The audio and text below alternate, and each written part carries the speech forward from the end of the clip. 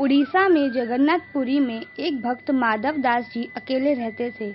संसार से इनका कोई लेना देना नहीं था। अकेले बैठे बैठे भजन किया करते थे। नित्य प्रति श्री जगन्नाथ प्रभु के दर्शन करते थे और उन्हीं को अपना सखा मानते थे। प्रभु के साथ खेलते थे।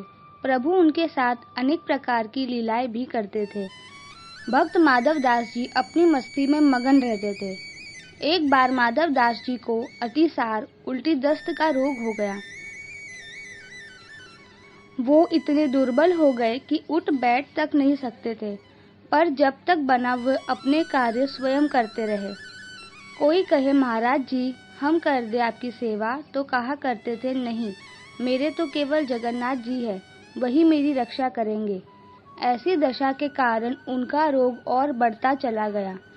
तब श्री जगन्नाथ जी स्वयं सेवक बनकर उनके घर पहुँचे और माधव जी को कहा कि हम आपकी सेवा कर दें महाराज।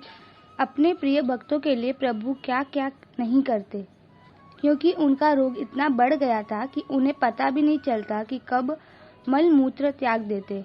वस्त्र और शरीर खराब हो जाता था। उनके शरीर से दुर्गंध आने लगी थी। उन वस्त्रों को भगवान श्री जगन्नाथ जी अपने हाथों से साफ करते थे। उनके पूरे शरीर को साफ करते थे, उनको स्वच्छ करते थे। इतनी सेवा कोई अपना भी नहीं कर सकता। जब माधव दास जी को होश आया तब उन्होंने तत्काल पहचान लिया कि ये तो मेरे प्रभु है।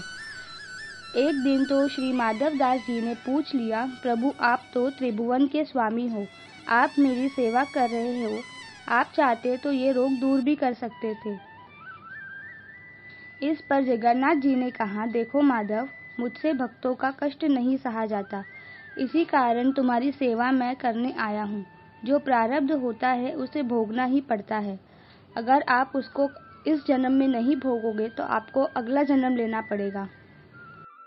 इसलिए मैंने स्वयं तुम्हारी सेवा की। लेकिन अगर फिर भी तुम कह रहे हो तो भक्त की बात टाल भी नहीं सकता। भक्तों के सहायक बनकर प्रभु उनको प्रारब्ध के दुखों से कष्टों से सहज ही पार कर देते। अब तुम्हारे प्रारब्ध में ये 15 दिन का रोग और बचा है, इसलिए 15 दिन का रोग तू मुझे दे दे। 15 दिन का वो रोग जगन्नाथ प्रभु ने माधव दास जी से ले लिया, इसलिए आज भी जगन्नाथ भगवान रोगी होते हैं। 15 दिन के लिए मंदिर बंद कर दिया जाता है। कभी भी जगन्नाथ भगवान की रसोई बंद नहीं होती, पर इन 15 दिन के लिए उनकी रसोई बंद हो जाती है। 15 दिन तक मंदिरों के पट भी बंद कर दिए जाते हैं और उनकी सेवा की जाती है, ताकि वे जल्दी ठीक हो जाए। जिस दिन वे पूरी तरीके से ठीक हो जाते हैं, उस दिन जगन्नाथ यात्रा निकलती है, जिसमें असंख्य भक्त जुड़ते हैं। अगर आपको कहानी अच्छी लगती है तो मेरे चैनल को लाइक और सब्सक्राइब करें। राधे राधे।